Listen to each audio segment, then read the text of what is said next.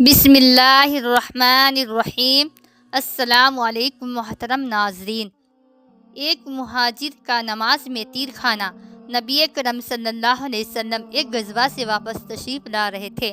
شب کو ایک جگہ قیام فرمایا اور ارشاد فرمایا کہ آج شب کو حفاظت اور چوکیدارہ کون کرے گا؟ ایک مہاجری اور ایک انصاری، حضرت عمارہ رضی اللہ تعالیٰ عنہ ابن یاسر اور حضرت عباد رضی اللہ ابن بشر نے عرض کیا کہ ہم دونوں کریں گے۔ حضور صلی اللہ علیہ وسلم نے ایک پہاڑی جہاں سے دشمن کے آنے کا راستہ ہو سکتا تھا بتا دی کہ اس پر دونوں قیام کرو۔ دونوں حضرات وہاں تشریف لے گئے۔ وہاں جا کر انصاری نے مہاجری سے کہا کہ رات کو 2 حصوں میں مقسم کر کے ایک حصے میں آپ سو رہیں، میں جاگتا رہوں، دوسرے حصے میں آپ جاگے، میں سوتا رہوں، کہ دونوں کے تمام رات جاگنے میں بھی یہ احتمال ہے کہ کسی وقت نیند کا غلبہ ہو جائے اور دونوں کی آنکھ لگ جائے۔ اگر کوئی خطرہ جاگنے والے کو محسوس ہو تو اپنے ساتھی کو جگا لے۔ رات کا پہلا آدھا حصہ انصاری کے جاگنے کا قرار پایا اور مہاجری سو گئے۔ انصاری نے نماز کی نیت باندھ لی۔ دشمن کی جانب سے ایک شخص آیا اور دوسرے کھڑے ہوئے شخص کو دیکھ کر تیر مارا۔ جب کوئی حرکت نہ ہوئی تو دوسرا اور پھر اسی طرح تیسرا تیر مارا اور ہر تیر ان کے بدن میں گھستا رہا اور یہ ہاتھ سے اس کو بدن سے نکال کر پھینکتے رہے۔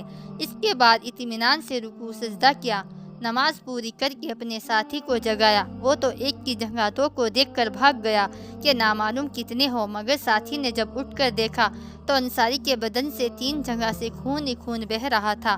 مہاجری نے فرمایا سبحان اللہ، تم نے مجھے شروع ہی میں نہ جگا دیا۔ انصاری نے فرمایا کہ میں نے ایک سورہ کہف شروع کر رکھی تھی، میرا دل نہ چاہا کہ اس کو ختم کرنے سے پہلے رکوع کروں۔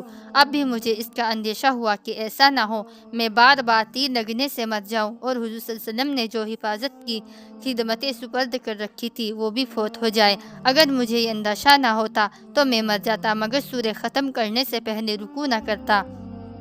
یہ تھی ان حضرات کی نماز اور اس کا شوق کہ تیر پر تیر کھائے جائے اور خون ہی خون ہو جائے مگر نماز کے لطف میں فرق نہ پڑے۔ ایک ہماری نماز ہے کہ اگر مچھر بھی کاٹ لے تو نماز کا خیال جاتا رہے، بھیڑ کا تو پوچھنا ہی کیا۔